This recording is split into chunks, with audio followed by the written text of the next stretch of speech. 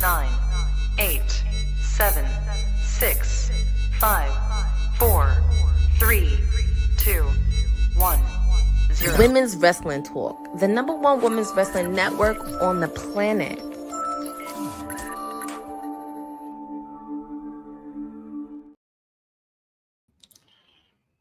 Ladies and gentlemen, happy Wednesday. I don't know what day it is, okay? Here I was doing other work, getting myself situated, and I was abruptly thrown into today's edition of WWT Live, like I show speed in the Royal Rumble. But like I show speed, I'm not going to let this treat me like Braun Breaker and spear me out of nowhere. I'm going to steer the start of this show in the direction that it needs to be. So have no fear because your councilman is here. But thank heavens I am not alone in this. I have my other WWE panelists here that is also going to make sure that we are rocking today's WWT Live with perfection, and that is the PR princess, the one that gives you the timeless elite watch-alongs on Wednesday, the only reason I watch AEW. Courtney Rice in the building. Courtney, how are you? See, since I started doing these watch-alongs, you started watching AEW along with some of our other folks on the comments. I definitely give you 100% credit. If anybody ever goes, like, what got you in AEW? Courtney Rice. That's it. Not the show itself, not the wrestlers. Courtney Rice got me into AEW. Thank her.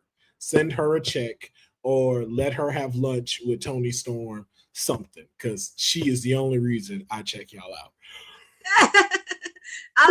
It's a compliment. Yes, it is. Yes, it is. And I'm better for it because I do enjoy the program. Let me not say the program. I enjoy the matches and some of the superstars that I didn't know that I get to now see on a weekly basis rather than just go and watch them and hopefully see something on YouTube. So yeah, shout out to Courtney for giving me that. But we have a jam-packed day of news that we're talking about. First off, we want to give a happy birthday to the late, great Owen Hart. We are celebrating the late, great Owen Hart's birthday today. Shout out to the folks in the chat. Jeffrey up in here in this thing. Eric Isaac as well. Courtney, let me ask you, any moments that stand out to you from Owen Hart's career that you'd like to highlight on the day of his birth? It's very interesting because it sucks that I didn't watch it in real time when Owen wrestled, but I am familiar with the impact that he made. And especially like him versus Brett, when he joined the Nation of Domination, when he had the caution tape, and also when he was Intercontinental Champion, of course, when he won the Slammy Awards, that's also a huge moment too. So he really has made an impact, and even because ironically enough, later this month is the anniversary of his unexpected passing. It just really makes me happy that people are still talking about him to this day. It just really sucks because unfortunately he passed away too soon. We never got to see him wrestle against Kurt Angle. We never got to see him wrestle against Chris Jericho and so many other superstars, along with reuniting with his brother on television. So that's also a bit, but I know his wife and his children are keeping his memory alive with the Owen Hart Foundation, which is really nice too. And I'm very glad they are continuing the legacy and the impact of Owen. And I'm happy that he is being talked about to this day. Yeah, I agree too. I think just being able to continue a person's legacy and to just see the impact that he's done is always important. Excuse me. See, this is why I didn't want to do the watch along yesterday, because this is what was going to happen for them 2 hours. And that was why I wasn't hopping on here today, because I need a nap. So I apologize, because you're getting a 65% councilman, and I don't like to deliver like that. I at least got to be 73 and up and whatnot. Otherwise, I don't feel like I'm delivering the way I need to deliver to y'all. And the fact that I'm yawning during talking about Owen Hart, not a great look. Not a great look. You see what TK, I need a raise. I need a raise. I need more zeros on my check if you are going to put me through this. But I do like to see that, like, folks like Owen Hart, because, you know, debates can be made. Like, is Owen Hart going to be on wrestling's Mount Rushmore? It's a debatable question, but to see the impact that he has on folks today, like a Kevin Owens, to the Young Bucks, and folks like Kenny Omega, like it is dope to see that it's like, hey, we still make these people live on even after they've left, even with AEW doing the Owen Hart tournament.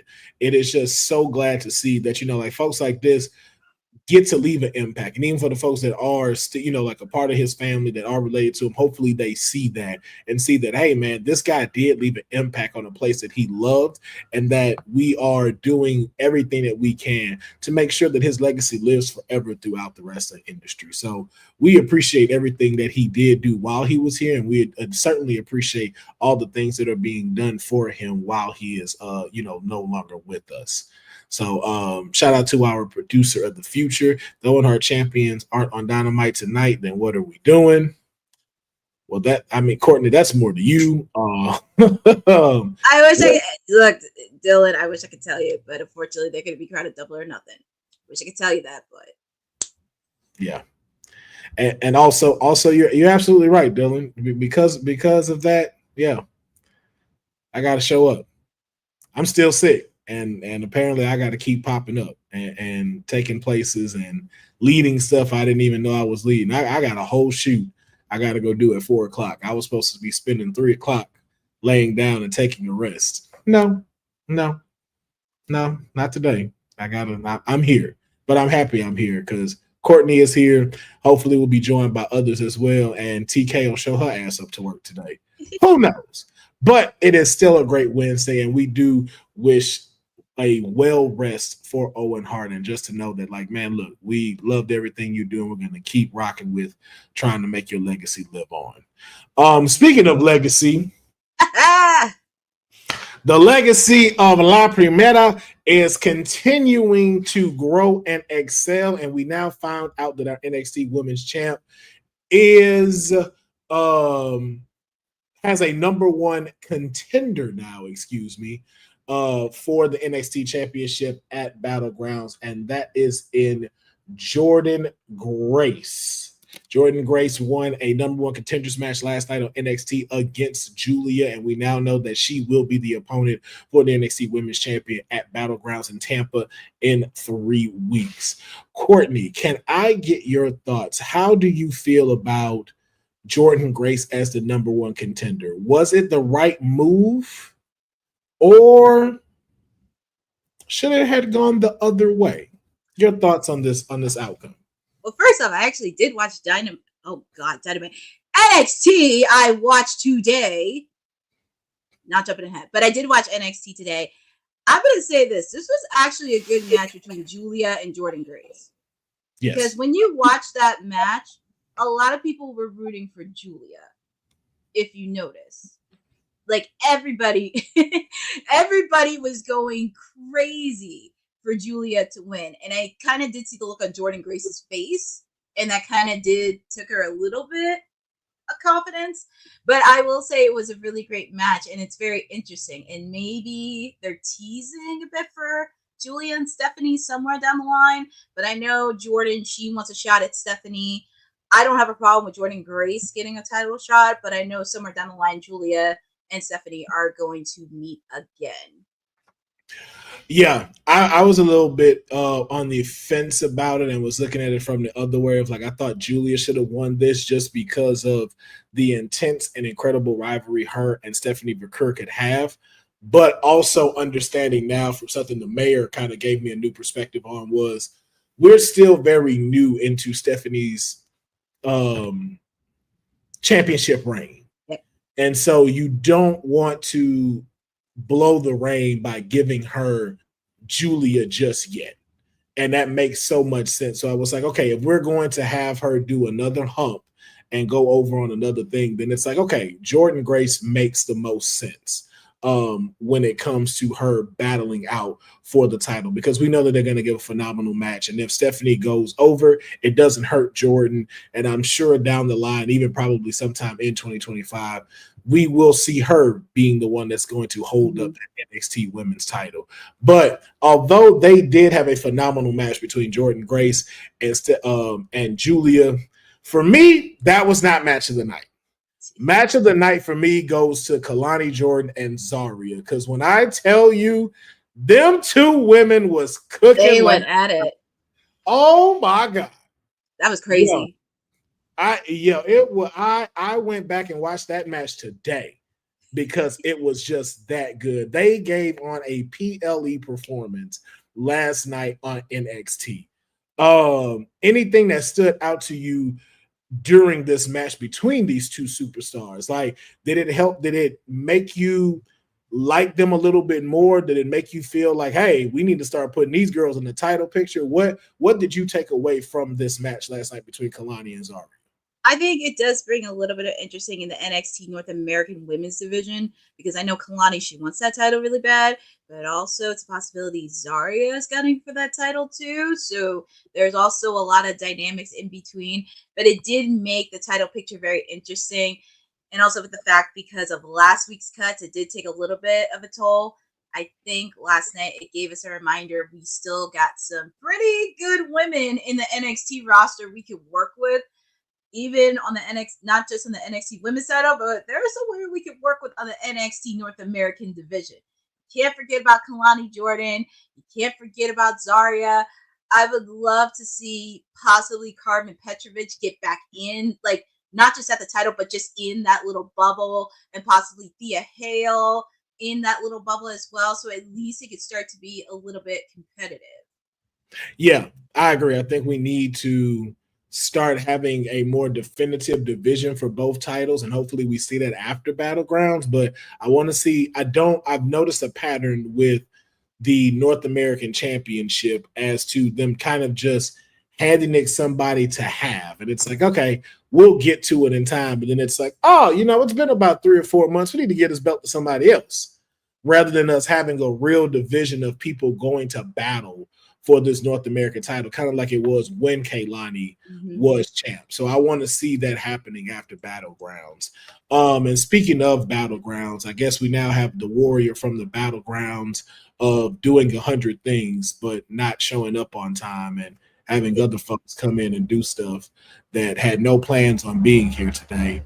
I guess you could call her the captain of the ship, TK, has finally decided her presence. How much you want to bet $2? She got 4 screens up right now. I mean, I have it attached to my desk. Dylan, you owe me $20. You owe me $20. He had faith in you. He had faith in you. Who had faith in you?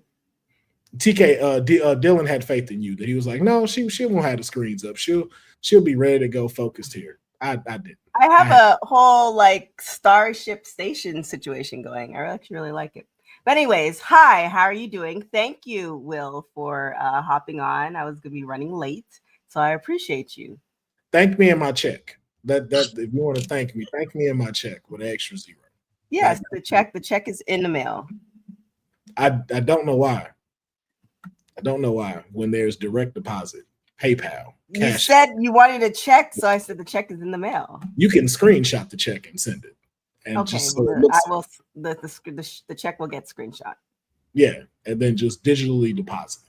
Did you happen to watch NXT, or are you going to check that out Sunday? I actually got up until Kalani and Zarya, so I was really curious. Like I was hearing what you said about their match. I was wondering how it would have played out. So now I definitely need to finish up NXT. But I was wondering because my question is, well, you guys said it was a stellar match, so I need to watch it, and I'll probably answer my own question. So. Yeah, it seemed like a really great matchup that it would result in a really great match.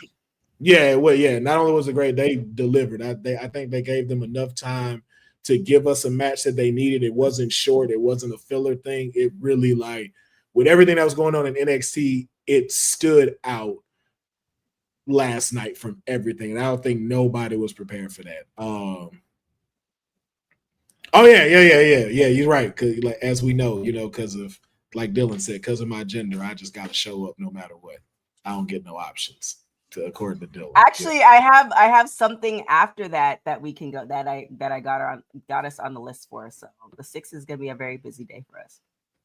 The 6th of what? June 6th. Woo. What's happening June 6th? I'll let you know, but we just got approved for something. Okay. Thank also, you too. Courtney Hey, has some good news for you too for this weekend. Oh, you do?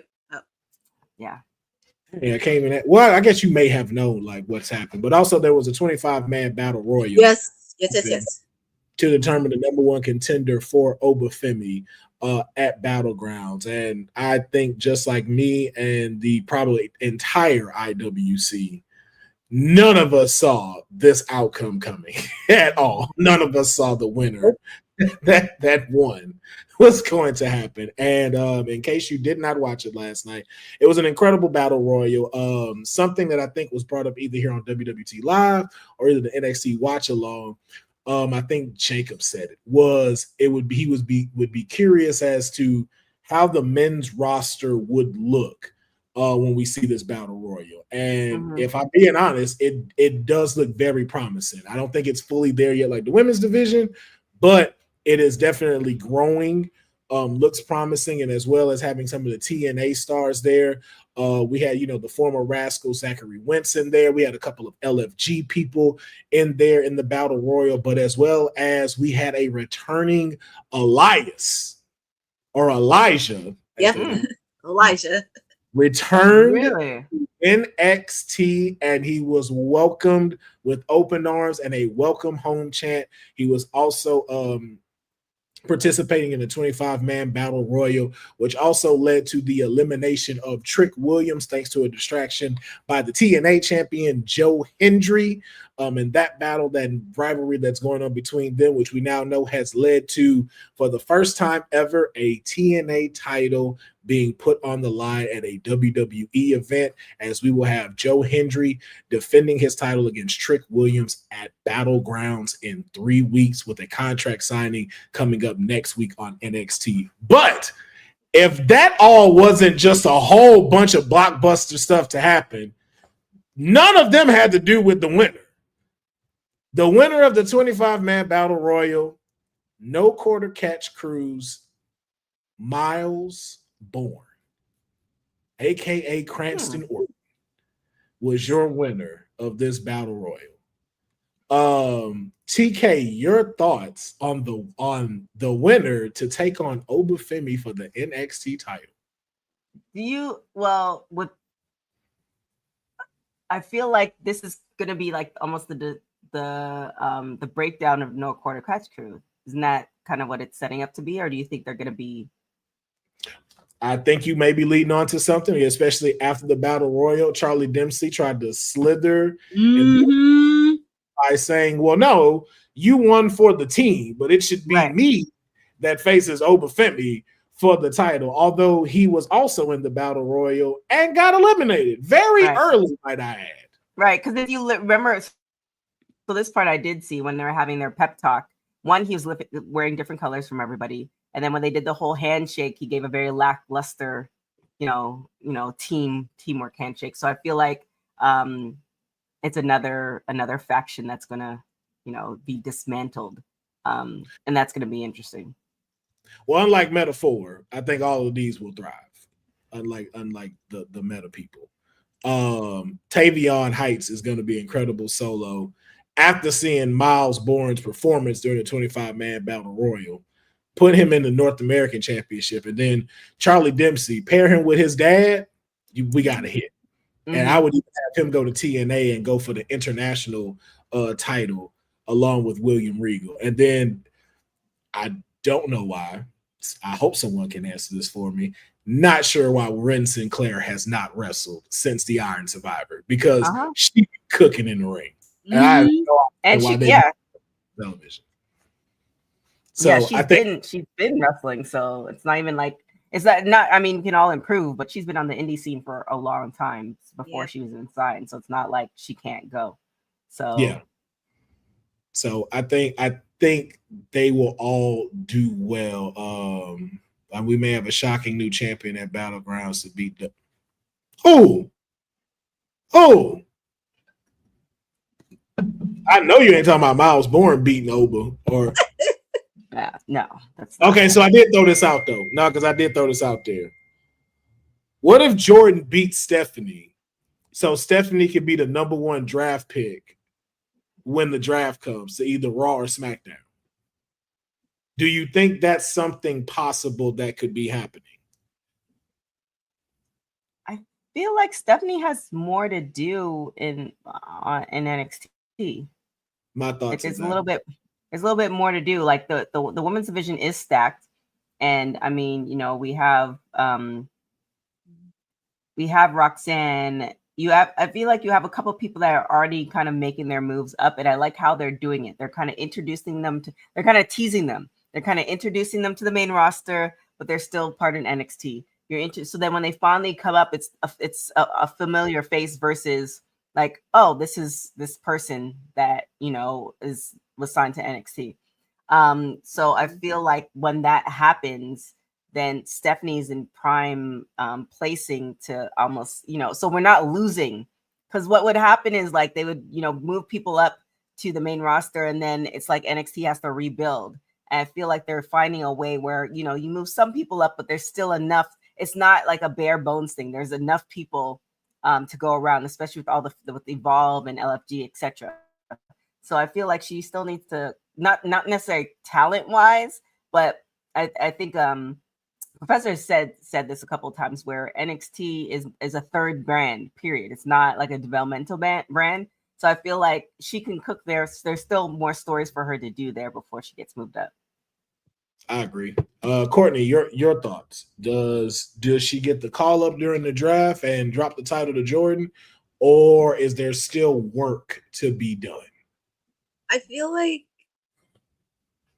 I would like for Stephanie to stay in NXT a little bit longer because she just came in last year. And also for her, the reason that she wanted to come to NXT was because they have the best women's roster. And that's my main concern. Like, if she does get called up to the main roster, it's like, where are you going to put her? Are you going to put her in the mid-card titles for the main roster? Or are you going to have her challenge either Tiffy for SmackDown or Io Sky for the women's title? So, but we already seen Stephanie versus Io. And those two can go as well. I just don't want her lost in the sauce. If she is going to be in the main roster, I would like for her to stick around in NXT for a little bit because, of course, she's facing off against Jordan Grace. I'm sure she wants to do round 2 with Julia. So there are many different angles on where she could go, but I would not mind seeing her stay in NXT. Yeah, I think NXT is where she's going to stay just because of this triple A acquisition, the fact that they're doing Worlds Collide between NXT and AAA. If you're going to start bringing all of those people into the NXT realm and the TNA realm, you're going to want Stephanie at the helm as champion to give us those fire matches, especially some that we've seen when she was at CMLL and some of those folks that she's faced. But, you know, speaking of the Latin community, I would love to get this opinion from our sweetest Oos, who it's okay that she didn't show up on time because we knew she wasn't, unlike people who hit me up 30 minutes before and disrupt my nap time. Because I also have another nap time. Yes, I have another shoot I have to do, and I was going to take a nap for an hour. But you needed me. You needed me to believe that I should be starting this off. So I decided to be a good person and need a 0 added to my check.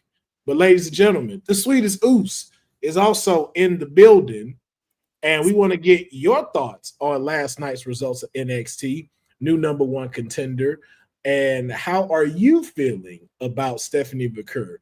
Does she go up or does she stay representing the NXT brand? Good question. First of all, hey guys. Sorry I'm late. Happy to be here from the busy bee streets of New York City. Going into Stephanie Vicker, last night was really, really interesting given that, the number one contendership, the whole situation with Jordan Grace and such. There's always Julia in the mix. Stephanie, I like her on NXT so much. I think we just learned to like thoroughly enjoy her. And I think her choosing to go to NXT, because when she first got called into WWE, period, they were going to try to put her right to the main roster. I think she made the right move staying in NXT, because she also said she wanted to work on her English and work on other things, and pretty much work with others on the roster. And obviously it's a stacked roster, so I think I might be a little spoiled with Stephanie on NXT, and I would want to definitely keep her there for maybe just a little longer. But it's like, at this point, what else does she have to prove? Just move her up. I mean, she's ready. If she feels she's ready, then so be it. But I like her on NXT, and I enjoy her on NXT. Like, she's really a star, and she's carrying that flagship. Yeah. Speaking of stars, my client, the ultimate star of NXT, Roxanne Perez, will be going up against Io Sky and Karen Ripley next Monday in tag team action. But I wanted to get y'all opinion before we move on to our next story. So Julia did not win the number one contendership. Where does she sit with y'all currently now after this loss to Jordan Grace, and how they're utilizing her on Monday Night Raw? Is it being done incorrectly, or is there something bigger at play here that we just might not be seeing? And TK, I want to throw it to you first, because you tend to follow the money, which leads into these stories. So maybe you're seeing something a little bit differently than a lot of the IWC is. What are your thoughts on Julia?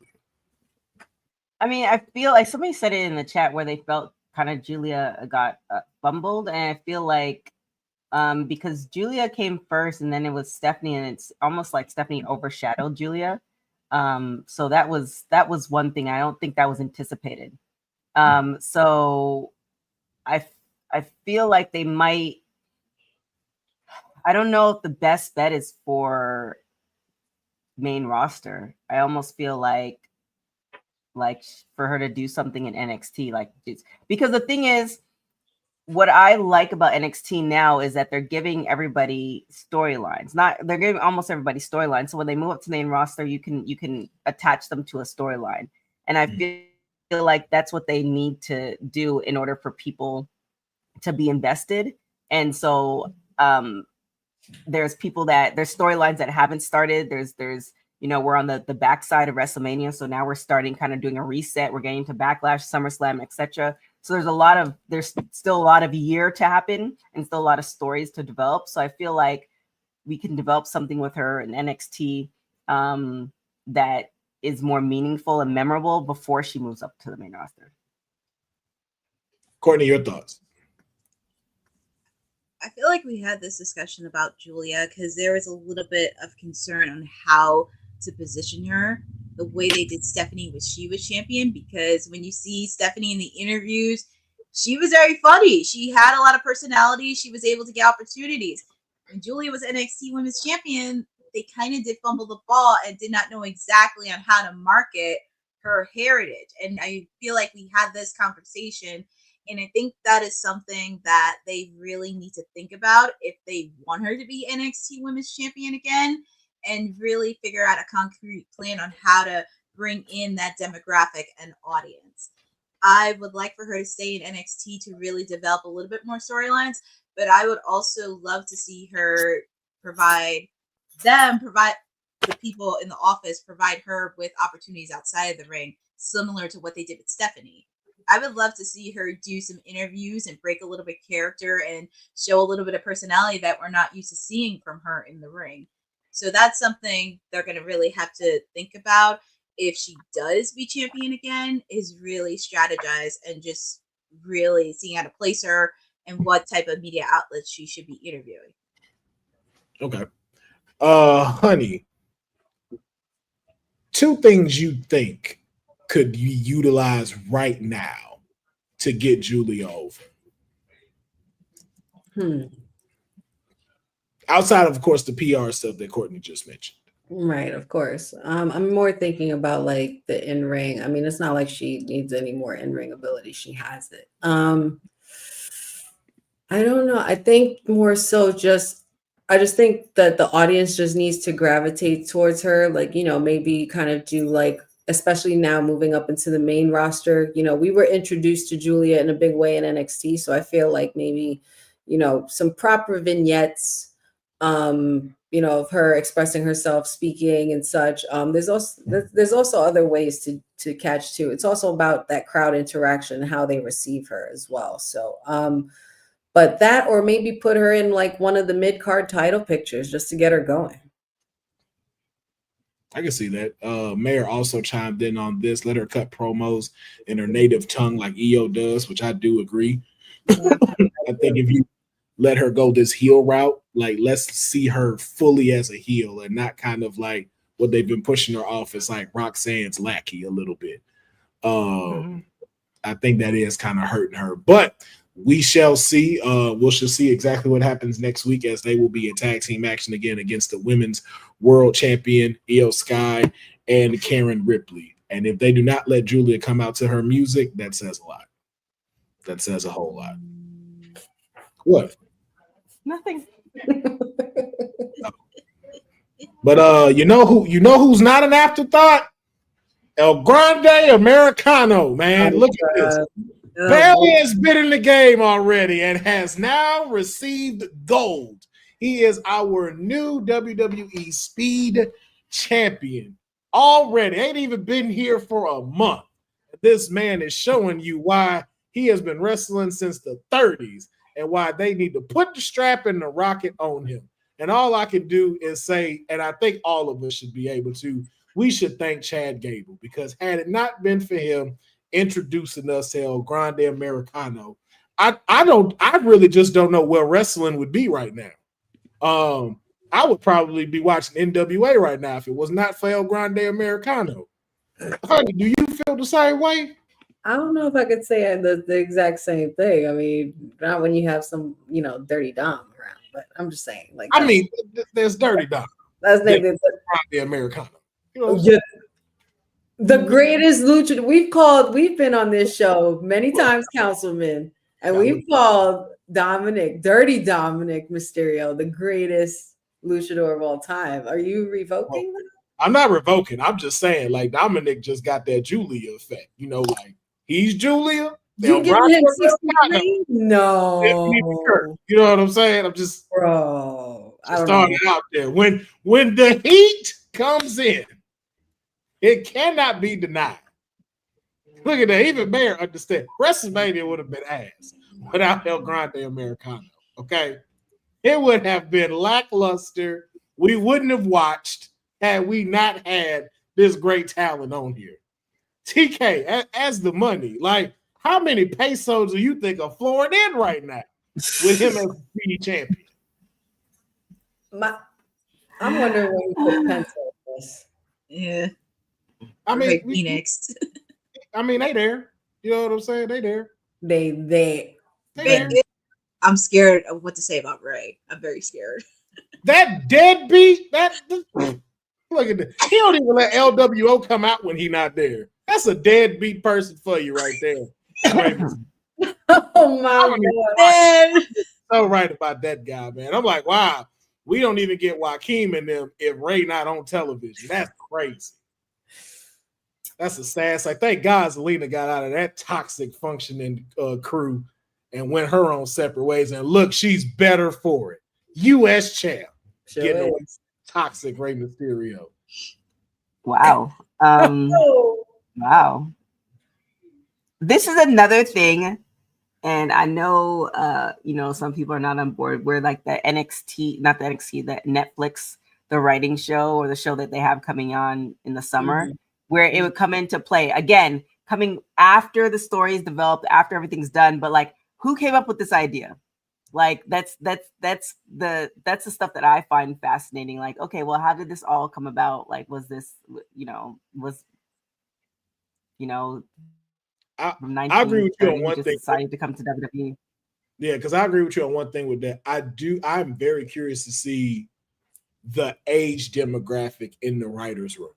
Mhm. Like, are there people our age? Yeah. A little bit younger. Like, is it a collective group, or is it a whole bunch of people around Sean and Triple H's age around there? So I'm very curious on that with this new show to see, like, yo, are we getting everybody's input age-wise on how this should go? Yeah. Because I think it's great, and I'm just curious as to who developed, because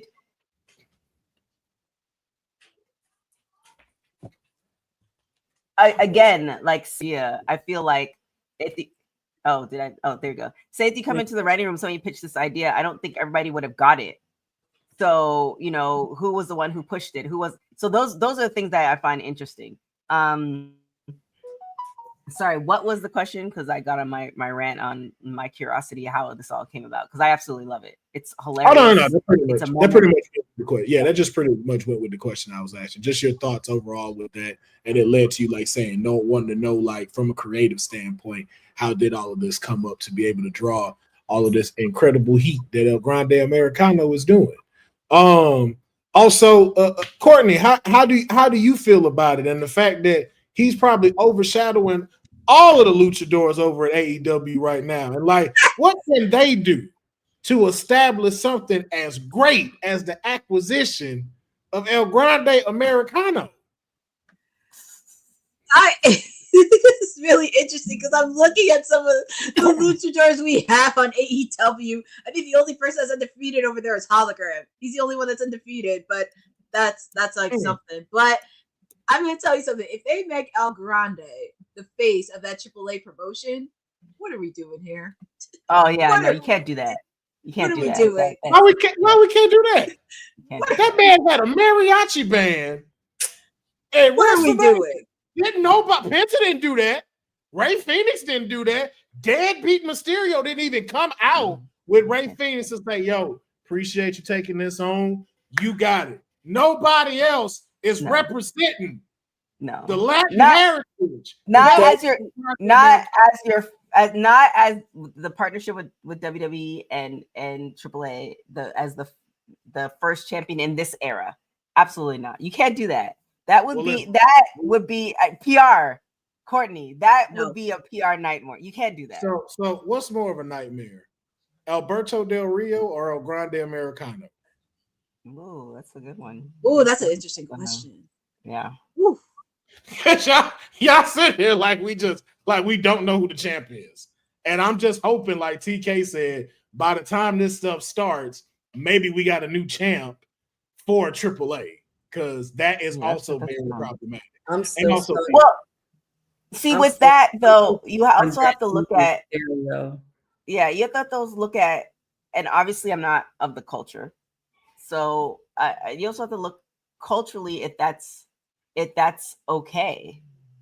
So I mean, I wonder if that's the case. I think culturally, absolutely not. As far as, you know, having El Grande be the first kind of new. Nah, you can't do that. It's great as if it's if it was on Worlds Collide and he took on like a AAA favorite.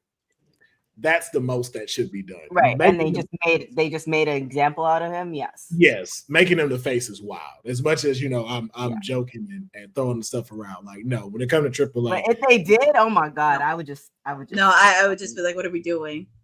But now, mid card belt, I can see that happening. I can see that getting pulled for a story. I could definitely see that getting pulled for a story. Honey, your thoughts on the greatness of El Grande Americano, and now adding championship gold to his lineage here in WWE.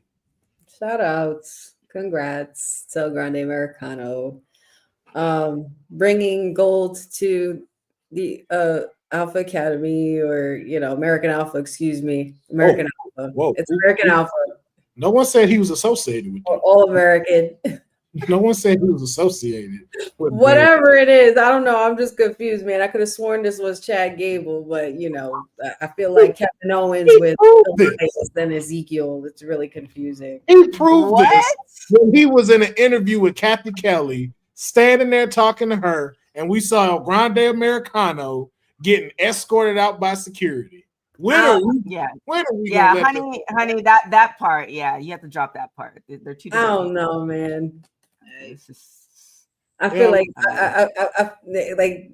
he's got something up his sleeve. But kudos to him. Speed championship. That's nice. Yes. Hopefully we continue to see more of the legacy wrestling for over 50 years I would in Americano, and he looks fantastic. Okay. I would say something, but I'm gonna wait till we're off live to say it. My man's been wrestling since the segregation eras. Okay, this man is a legend. I would love to know his secret, how he stays so fit, rather than that deadbeat Rey Mysterio. Shout out to Dominic Mysterio, man. You opened the whole gate on here. I wish you was Eddie Guerrero's child, so you wouldn't have to carry Mysterio.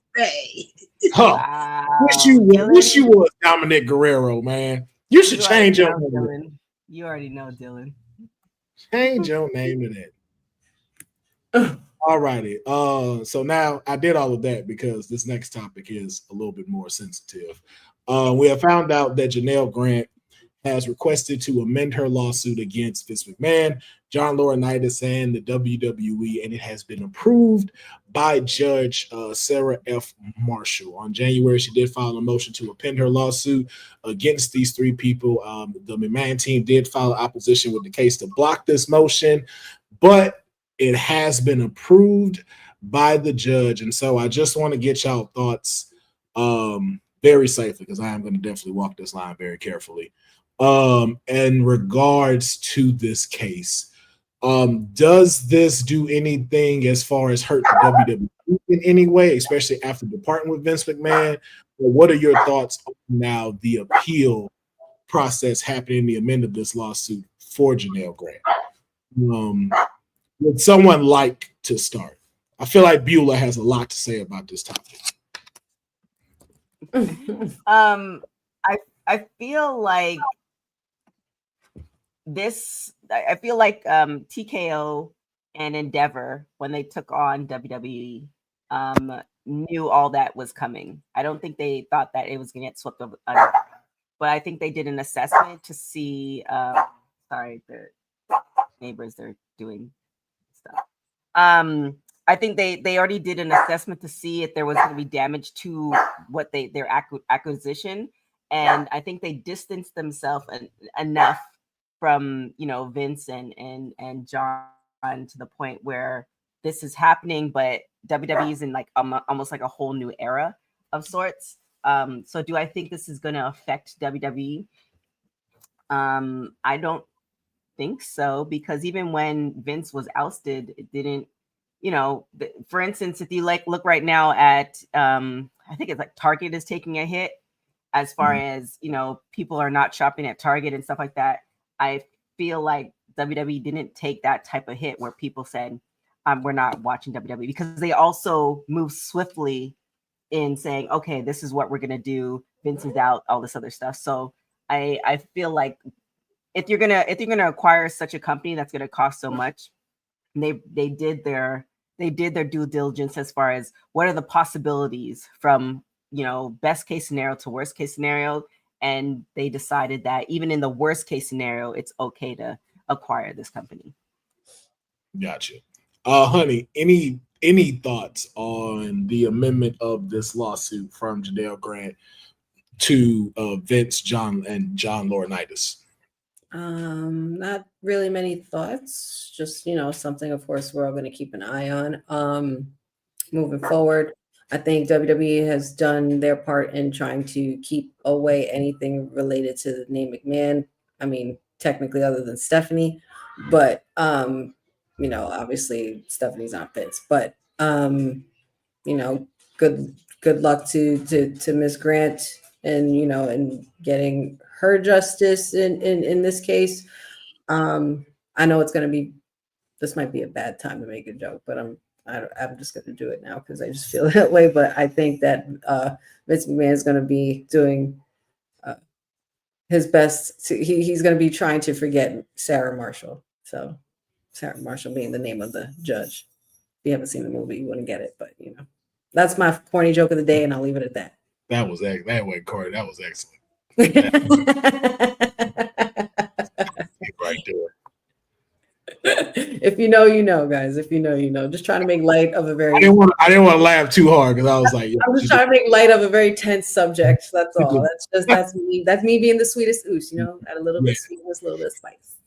And Lord forbid that the man laughing too loud and stuff like that. What did he find funny? Right. Exactly. I'll snicker on the inside, but I just had to let you know that was a good one. Courtney, from a PR standpoint, with this now, this amendment happening, any thoughts on this and as far as it being concerned with the WWE? I feel like I need to do a case study on this because I remember when it hit national waves. It was like on NBC, ABC. It was hitting national media, which I'm not surprised. And WWE tried to do the best that they can, especially under the TKO. And even with Netflix, they said they were not going to do it if Vince was there. That was something that I realized it, and he stepped away, and they're booming with Netflix and all these endorsement deals. WWE did the best that they can to shy away, and hopefully they did the due diligence, especially on a serious and sensitive topic like this. And also the last couple of weeks they had to deal with a lot of bad press after WrestleMania. This is going to be one of the lessons I hope they get to learn somewhere down the line, but hopefully the person does get some justice in a very serious case that has been talked about for the last couple months. And also just let this be a life lesson. And like I said, I feel like this needs to be a case study on PR crises one-on-one, what not to do in wrestling promotions. This is what you're not supposed to do. Yeah. I will not say too much to not get WWT canceled. Just know no means no. Doesn't matter if you got money. It doesn't stop you. It doesn't give you any reason to not go from no means no. And no matter how much power you got, you decide to want to cross the line that shouldn't be crossed, anybody can get tackled and taken down. And it's obviously being shown with this, especially if it's being amended, because it means there's something else there. So, and no matter how much power you think you got, there's always somewhere or some corporation or some business that has a lot more power than you. Yep. And what you do in the dark will eventually come to the light. So, but going to it is a way brighter note than this one. More of a debate now. Becky Lynch in a recent interview decided to go off in very heel-like fashion, stating that nobody is saying move over CM Punk or Seth Rollins in the men's division, but they say it to me, and also have now been coining her with the term of Becky Hogan. And I just want to get y'all thoughts on how Becky Lynch is being perceived at this time. Is she giving us Hogan tendencies, or are people going a little too far with this comparison? Honey, let's start with you. Yes, let's do that. Being that she is my favorite horsewoman after all, and she is the number one horsewoman in my opinion. I don't recall. I mean, I'm not, you know what, and this is on Becky's behalf as well, but I'm just noticing this pattern, man. These girls, these women, including Charlotte and such, Bayley and such, these women have gone away, due to certain circumstances and situations that have happened. Charlotte due to injury, Becky due to break because she needed one. We welcome them back, and it's like, I don't recall necessarily Becky being the one to take the spotlight from the Rumble and going straight to the main event at WrestleMania. Not the same way you guys were saying like Charlotte Hogan and all this stuff, when Charlotte took the spotlight and everybody was upset about that situation. But I don't know if I'm feeling the term Hogan for Becky, because Becky has never been that way. I mean, her persona and her big time persona and gimmick, her heel gimmick, it's supposed to portray that way, but that's not who she is. We know she's one of the hardest workers out of those horsewomen, and we also know that she has put up this women's division on a whole nother level in certain instances and in a lot of cases with her. I don't think that she deserves that kind of disrespect. I understand why people would say that or think that. I think personally it's just IWC marks acting up, but Becky didn't take anybody's main event. She just, she just showed a protege how it's done, and the proteges just got to learn. That's how I'm looking at it from my perspective, anyway. But if it's a situation like where she takes over a whole Rumble, makes it to a main event at Mania, and can decide to do business or not do business, I've never seen that kind of wayward way with Becky. So I wouldn't say that Becky Hogan is accurate at all. TK, can I talk my ish on this, please?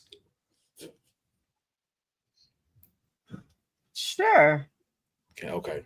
I just Sure. had to make a cuss word or two may drop. Oh boy. Although she is not my number one horsewoman, here's my thing. First and foremost, I have definitely advocated to get Seth Rollins off TV and CM Punk, because CM Punk cutting an 18-minute promo is ridiculous. And I have said that I will still stand on that heel and continue to stand on the heel. And if he has anything to say about it, I can throw my knee up way higher than you can with your old ass. So if you want to come try it. Now, as far as Becky is concerned, I don't think Becky Hogan is something y'all should be throwing out, or y'all should be even disrespecting this woman by saying that. I don't see why y'all are trying to clown someone that the company has clearly shown they can depend on, and that has shown that I will shovel the ish. I will take the hard bumps. I will be there when I need to be. I will be here even after I've had a kid, and will still come back when I am needed. When Rhea Ripley got hurt and y'all had no idea who to put the world heavyweight title on because you didn't know who would equate to dollars, who was there? Becky Lynch. Becky didn't have to do that. Y'all put that on Becky. When Becky was the NXT champion, how many women did she put over for them to be seen? Because let's be honest, let's call a spade a spade. You were never going to see Tegan Nox on Monday Night Raw. Not only did you see her on Monday Night Raw outside of tag team action, she actually got to go defend for a title. And who did that? Becky Lynch. Xia Li, who you would rarely see on television. Who was it that gave her not only time on television, but a title shot for the NXT championship? I believe that was Becky Lynch. Becky Lynch and Bayley have been the two people who have never went in for business for themselves, who have been locker room leaders, who have been the women who will decide like, hey, I would love to gather these folks who y'all may not see the potential in just yet at this moment, but I see can really be something, and have put that on their back and have ran for it. And you can see the subtle differences between these people. Because I'm not even, as much as I joke about Charlotte Hogan and stuff like that, you can see even from a creative side how they decide when she's the one that'll bring in dollars. But I haven't seen her fully put someone over the way that Becky does, the way that Bayley does. Every single time, these women have bust their ass since you've seen them on NXT and since they got here. Do not blame Big Time Bex because she is a money maker, because she is a big ticket, and because that is recognized by the WWE, because it is recognized by movies, because it is recognized by television. That's like you sitting here telling me I have a Ferrari that can take me anywhere, and I'm mad that we keep pulling it out the garage to be seen. What kind of Huckleberry Finn bullshit is that? Hey, y'all acting here like we get tired of seeing Bex, but won't nobody throw out the whole thing of why y'all keep shoving Rhea Ripley down our throats then? Nobody's saying like, hey, why can't she go take a back seat? Why can't we get Ivy Now versus Io Sky for the world heavyweight title? Why can't Maxine Dupree get a chance? As much as we like to make fun of her, Why can't we see the boat versus Io? Why are we tying this back up with Rhea Ripley? But for some reason, when Becky comes back and has helped Lyra Valkyria get way over than the last 6 months she's been here, Okay. and I was now interested in the Intercontinental title. Well, in fact, to know that it wasn't even going to be defended at WrestleMania. Now it's actually the first time that it's defended on a PLE and not on Monday Night Raw. Guess who did that? Becky Lynch. But yet somehow we gonna call her Becky Hogan? I ain't never seen her do the finger of doom, put her foot down and become champ. What we talking about? Mm-hmm. And if you don't like what I'm saying, you can sharpen some pencils and go fall on them. Stop complaining about stuff and let the story play out. Right. It's not big time Beck's fault that she's big time. Hey, excuse me for being successful and bringing in and filling in seats. Like, sorry, like she's probably came back like, why my name in it? I was just taking care of my kid. Like, what the hell's wrong with y'all? But how dare she be a success? And how dare she be able to? That's like saying that's like saying, damn it, it's Becky's fault that she if she didn't run into Nia's fist. Like, come on. How dare she let her nose break during that time and then take it like a champ? How dare she do that? Okay, that's Yeah, y'all need to do better. IWC need to do better. Need to do way better. But Courtney, I know you do have to get out of here very soon, so I do want to get your thoughts on folks calling this woman Becky Hogan. You just pretty much explained it. Like, why are all you little narcs taking it all out on Becky? What has she really done to you? Because I never seen her say any slurs as what's his name. I never seen her put down anybody. And also with the fact she put up Tegan Knox. Because Tegan Knox said in an interview, like, Becky wanted her to wrestle on the main roster on TV. But of course, that was during when Vince was there. So that didn't happen. And also with the fact she helped out Lyra Valkyria. By the way, that was like one of her 2 promos, her live promos since she was Women's Intercontinental Champion. And really help elevate that to make it make herself and Lyra serious contenders for that title. So that's something to really consider. I mean, Becky and even Bayley too, they both helped out women. Like Bayley with Io Sky, Dakota Kai, and everybody from Damage Control. You can't really take away anything from Becky.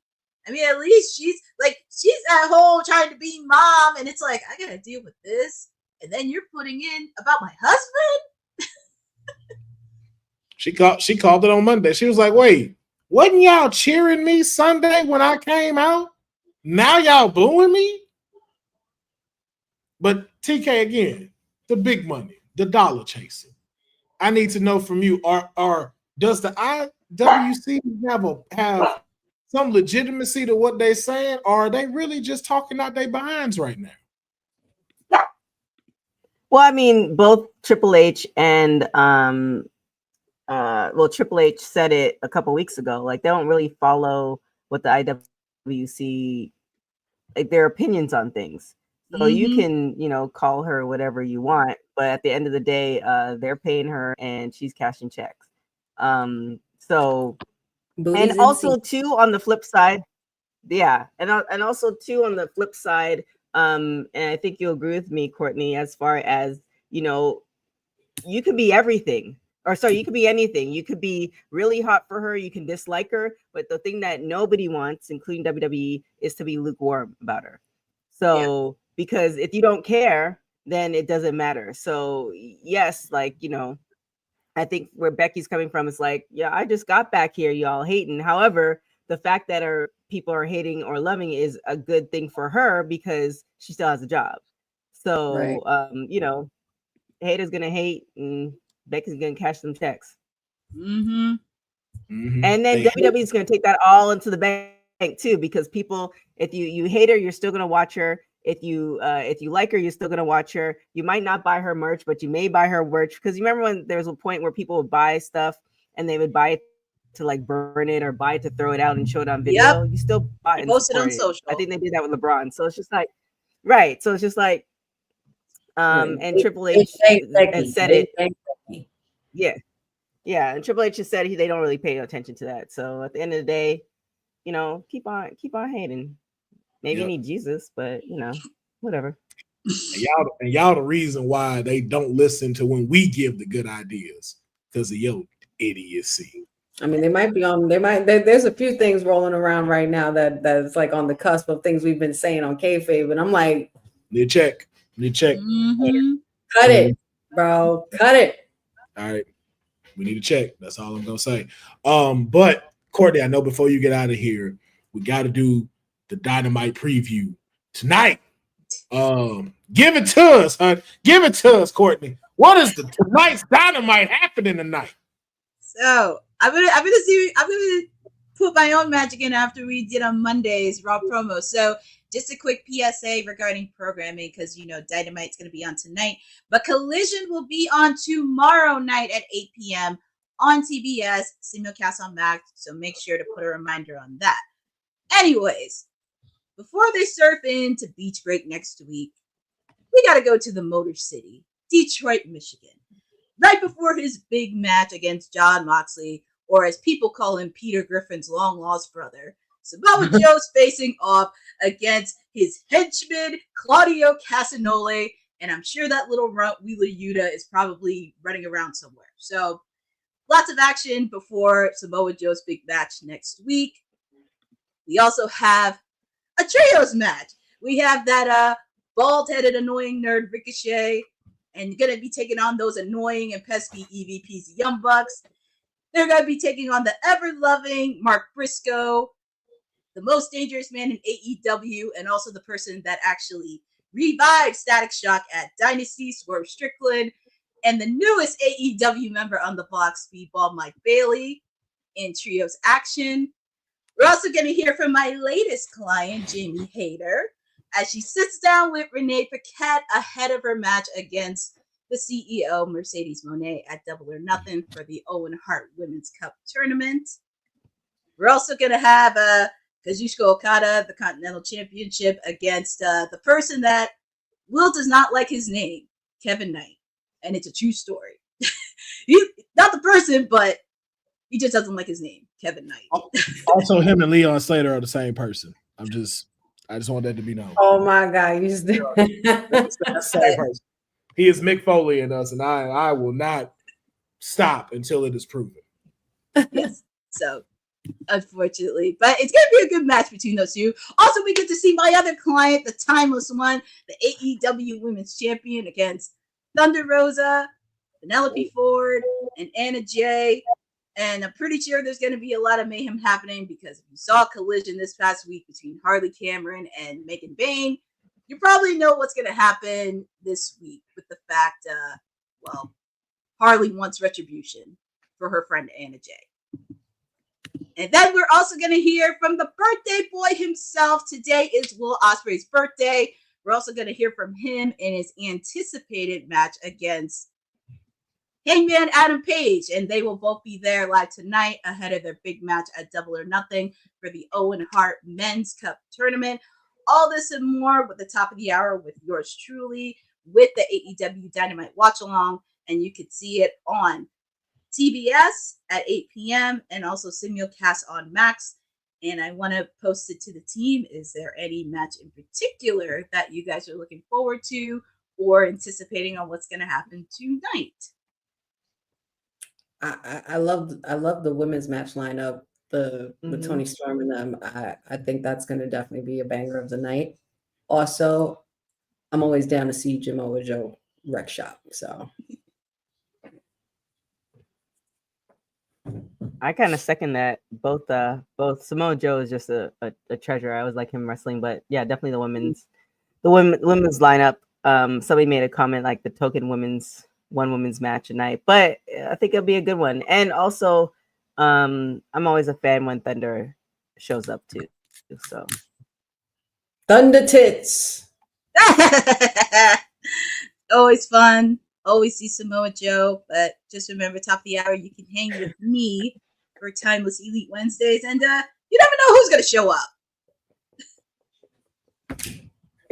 I'm sorry, y'all. The fact that's not a shirt yet. Just the fact that that's not a shirt. It's been a long day.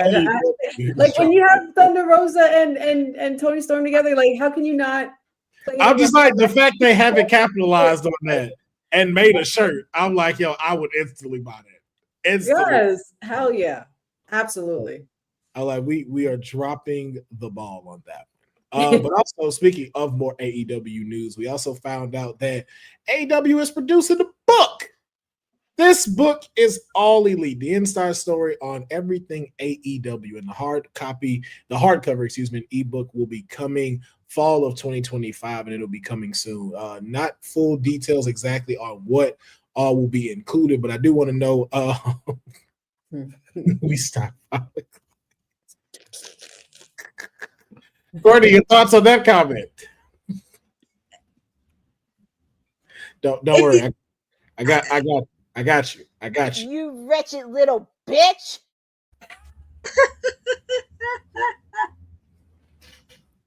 There will be a lot, ladies and gentlemen at WWT Live.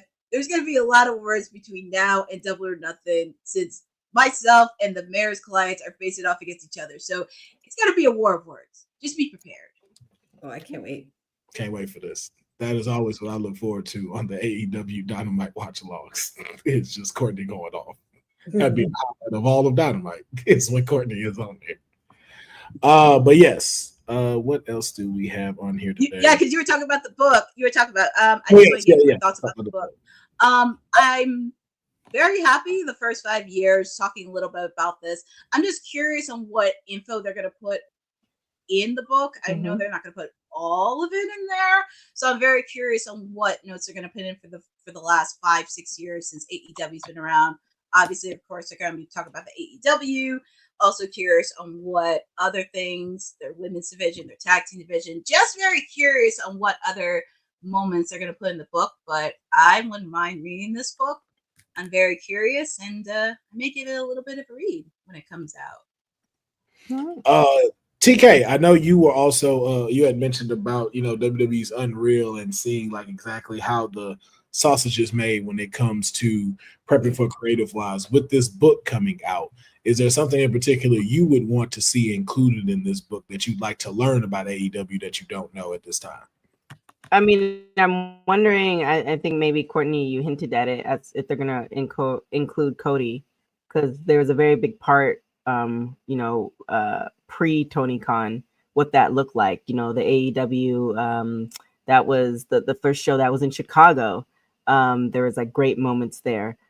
So I'm wondering if they're going to include that, or they're going to leave that stuff out, due to the fact that he's no longer with the company, or will they tell kind of the story of that, or will they start when, Tony Khan acquired it, or, so I'm curious as far as how, like Courtney was saying, how they're going to tell the story of, AEW, because what we see now versus what it started with versus what was there before it started is a whole thing. There's a whole thing that kind of happened that transpired before AEW was even, happening. And also, are they going to mention, people like Sunny Kiss, what happened to her, stuff like that? Like, I wonder if they're going to give the whole spectrum, or it's just going to be more dots.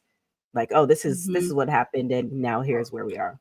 Or even a certain Phil Brooks. Yeah. Yep. Yeah. And where is Jack Perry? Where the hell is Jack Perry? After he lost at Full Gear, we haven't seen him since. That's a good question. Watch that boy come back jacked Perry. Like jacked. Yeah, I was just like, is he okay? 2 feet taller. But one last story I wanted to bring up before we get out of here is that's second corny joke. Sorry. You're okay. You're okay. We got a little bit of an update as far as something that has been going on in the Twitter sphere, and that was regarding some of the words that Shelton Benjamin stated in regards to the real Hulk Hogan of wrestling, Hulk Hogan. And he wanted to clarify something when it came to the crash out tweet that he put out. As I won't go into exactly what he said, but basically to round it up was, keep my name out your effing mouth. But a lot of people were speculating that it was tied to Hulk Hogan always getting his name wrong, flipping it and calling him Benjamin Shelton. But Shelton Benjamin also put out another following tweet. He said, it amazes me that some people really think that botching my name is what set me off. Right. So, thoughts on the tweets, thoughts on the things that Shelton Benjamin did say about Hulk Hogan, and just what does that do for the wrestling community and as well as WWE, who is still in partnership with him and his liquor company. TK. I mean, everybody's entitled to their opinion. He said he said it with his chest, and we can't fault him for that. And you also did mention WWE still in, they slowly, it's like they bring Hogan out, we show our displeasure, and then they kind of put him away for a little bit, but it's very clear that that relationship is not going to end, which is very strange given the fact that they very much distanced themselves from Vince.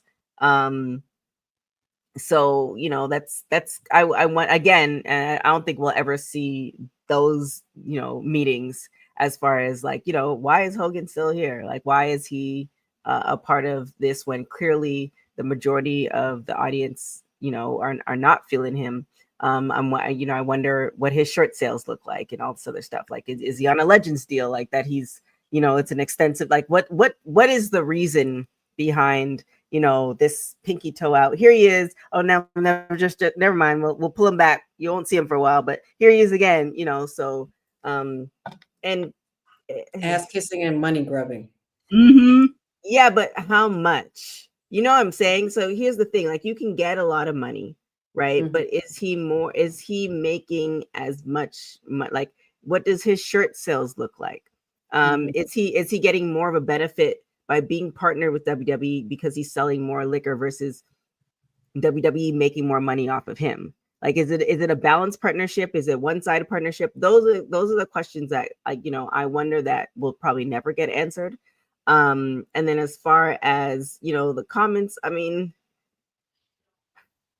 sometimes there's no excuse, and Shelton did say what he needed to say. And again, I think you would agree with me, Courtney. It brought eyes on both parties, and I think it might actually benefit AEW to see what's going on. So Cousin Ron saying there's a certain demographic. Yeah, there is, but I think the last time he was on WWE, like, there was more boos than not. So I don't know. It wasn't as bad. I've noticed it wasn't as bad as like they've used to have done it. It has kind of toned down, but the boos are still there. It makes me feel like Hogan knows something about that company that they do not want to get out. Like, there's something there that, like, if they continue, like, say for instance, like Tessa Blanchard, they booed her in LA, and then I asked the question, I think I had said this before, I asked the question to somebody in the back office, like, oh, does this happen ever? It's like, no, this is the second time it's happened, according to them. I haven't been at all the shows, so so it's a little bit different because it's like she's not getting booed in every city that she goes to, etc. So yeah, I don't know, or maybe he is making a lot of money in the shirt sales. Like, when you talk to somebody who doesn't watch wrestling now, like, I was, for instance, at a show that Ariane had, I think last year or the year before, in West Hollywood, and they weren't wrestling fans, and the first thing they could think of is either Hogan or China. Like, so maybe his shirt sales are still going crazy. I don't know. It's interesting, and I don't think we'll ever have an answer to that. Cousin Ron also say too, the international crowd may be another thing that happens, because I noticed, like, when Hogan's mentioned there, they do not boo or say anything bad. It's not really until he's in front of like the American audience, and even in only certain like places that are a little bit more progressive, is where you'll get that. Because like, I think I remember when he was in, like, wasn't he in Saudi at one point? Mm-hmm. No boos, not a single boo in there. Everybody was cheering Hogan. So he is still, like, again, like, even when we talk about our Mount Rushmores now, as much as we really, have not liked what he's done, there's no way we can deny that he's not in the top 5 of the Mount Rushmore of wrestling. Yes, we do, but you go to Middle America, they knocking them beers back. let's not forget that Middle America is still Middle America, and that's a huge population that a lot of networks cater to because they still show up for TV. Like they still at night at 7:00 get around the TV to watch programming. Otherwise, Monday Night Raw and SmackDown would just get dropped on streaming whenever at every time for you to watch it. So, but yeah, shout out to Shelton Benjamin. Sometimes you got to pop out and show him. Right.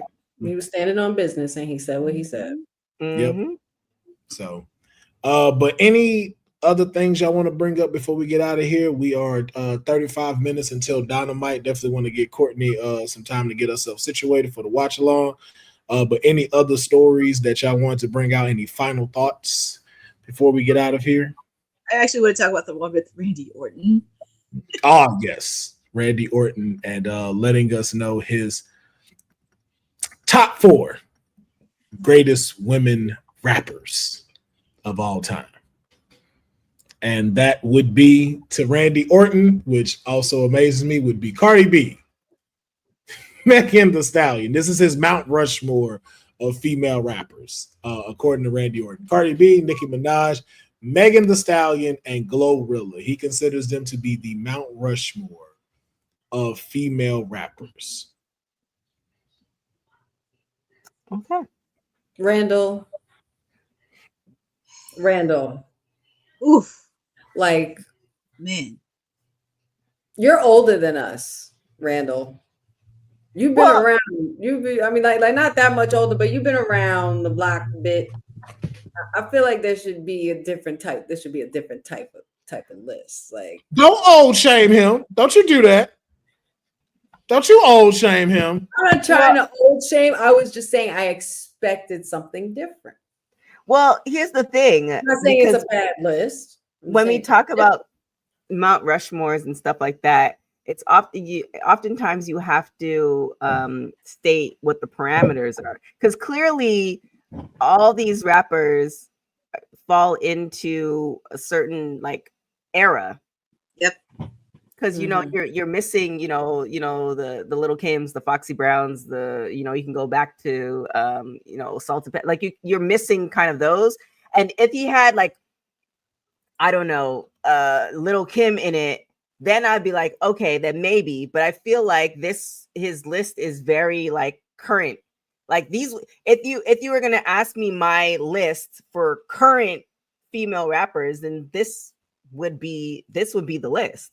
So I think we have to just see what the parameters are. But also too, I think Charlotte Maine the God was the one who said this. Like at the end of the day, it's just the list. But I feel like, again, because it's not all over the place, like you didn't pick one from different eras, like one from every era. This one is like, all right, cool. I can roll with this. Yeah. Like not even Lauren. Like, I mean, okay.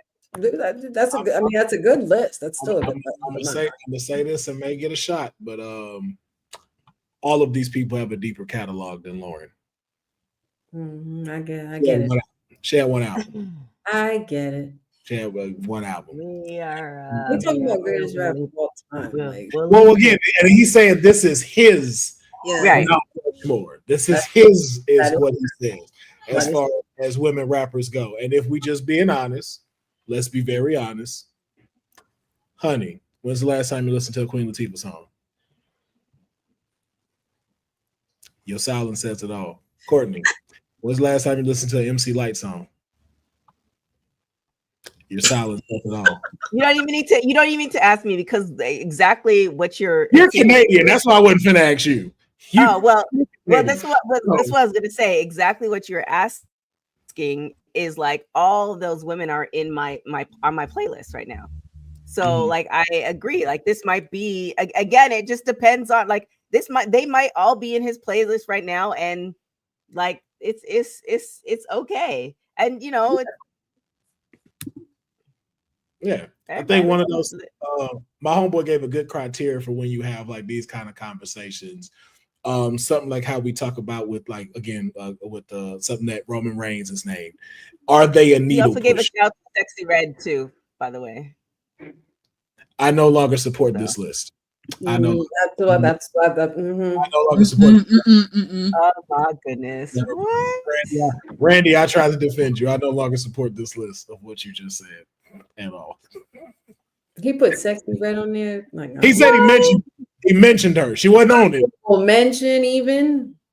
So it was during a Billboard.com interview that was published, and so he mentioned that he frequently listens to female rappers while working out, which is essentially why I listen to those exact rappers as well.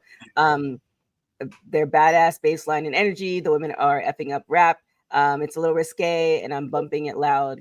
It's so. I mean, again, you know, you can't. I mean, you can listen to whatever you want working out, but I have a feeling that actually have a feeling based off of what he said and based off of who's on his list. Our lists are me and his list are probably similar. Like you want that bass, you want that beat. So that there in that sentence alone was his criteria. He's talking about the greatest female rappers that he listens to while he's working out. He didn't say that, but that's essentially what was said. Yeah, because then he says Jim again in another quote. So yeah, because working out to Glorilla will get you going. Yo. Yes. Oh my God. It will get you going. Like I was not expecting to like Glorilla the way I like Glorilla. I was like, yo, throw her on the playlist. You go get that rep. So, but again, too, like, but music is subjective as well. Like I think one of the that's funny, a good one, Jeffrey. Yep. Wow, I didn't even see this comment. Special nobody's just gonna do me like that. Wow, man. Hey, not too much on Nelly Furtado now. Not too much. Wow. Okay. No, don't. I was just thinking I'm like a bird. I want to fly away. Not too much. Not too much. Okay. Oh my goodness. All right. And ain't nothing wrong with a little Deborah Cox in your playlist. Okay. Don't you do that, special little nobody. You know you got them in your playlist right now. That's why you threw that out there. Because who just randomly throws out Nelly Furtado unless you listening to it? Oh my goodness. Yeah, but music. Yeah, I think that was the caveat. The thing he said, like he listens to these ladies in the gym. So, and that's probably the only time that he gets to listen to music because, like you gym, then you have a family life, then now you wrestling. So, yeah. Special nobody said, "I do, sir. I love you." Oh my goodness. All right. Well, I believe Courtney needs to get out of here, right? Yes. Yeah. And we're going to go ahead and wrap up this edition of WWT Live. Thank you, everybody, for joining in. Unlike Professor, I'm not going down this list of all of you that commented. Y'all know y'all here, just so I don't forget nobody. But before, we're going to let them know how you can follow and support them. Courtney, you are up first. The people can find me at the top of the hour, where I'm going to do my Timeless Elite Wednesday watch along. You will be watching it with me with all the action a week before. They surf into beach break next week. They're in the Motor City. You don't know who's going to show up for the watch along, but it's going to be fun. I'm excited. Please make sure to follow on my socials at CourtneyNJ11 for all the content. I did post a little snippet of the clip I did with Deonna Purrazzo and Julia Hart from Queen of the Ring Red Carpet. So make sure to check out that. Also, please make sure to follow ISPW Wrestling because this Saturday is 90s Wrestling Con. You'll have the ladies of WWT Live there this weekend. Myself, and Honey will be in the building because we are going back to the 90s and we're meeting a lot of great stars from the 90s, such as Eric Bischoff, Ken Shamrock, Mark Henry, Mark Marrow, hosted by Chris Van Vliet. So many other stars are going to be there, and we will be getting content throughout the day. So you don't know what to expect. So make sure to follow ISPW. Also, make sure to be on the lookout because I will be doing a blog post highlighting April and early May on all the things I've done related to AEW, from Dynasty to attending Max Caster's concert and also attending Collision this past weekend. Yes, indeed. Honey, how can they follow and support you? You guys can find me always buzzing around here Monday, Wednesdays, and Fridays with WWT Live. Also on the weekends with the Kayfabe podcast with my brothers Will and Dion, and Friday night SmackDown, Honey Night SmackDown watch along. Might be an update on that, boss lady, but I'll let you know after this. But yes, Honey Night SmackDown watch alongs on Fridays, as well as all things Wrestling with Honey on the socials, TikTok, Instagram, Facebook, and coming soon, wrestlingwithhoney.com. Real soon. Under construction.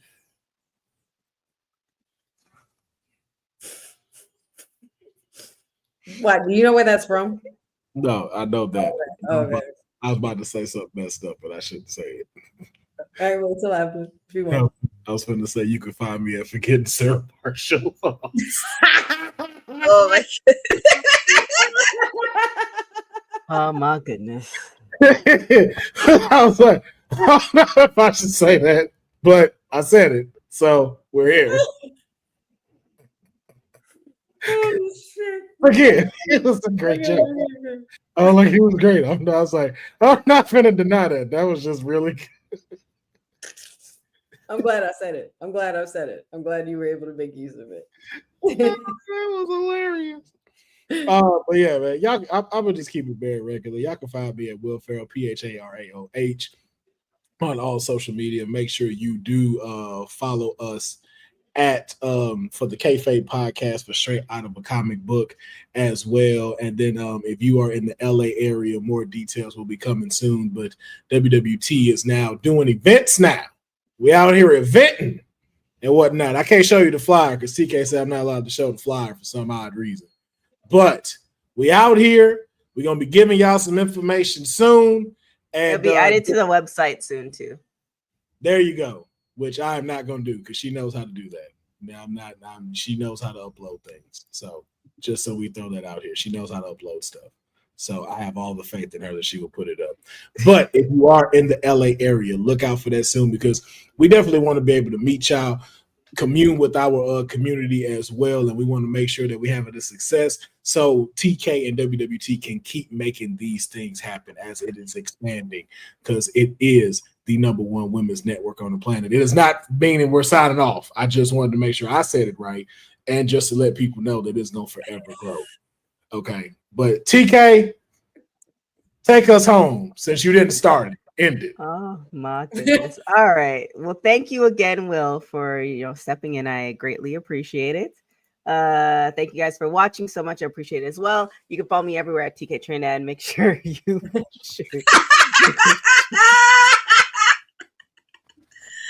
make sure you follow Women's Wrestling Talk on all social media platforms at www.talkpod.com. Definitely check out our website. In the next, probably by Monday, we'll have that update for our event in Los Angeles.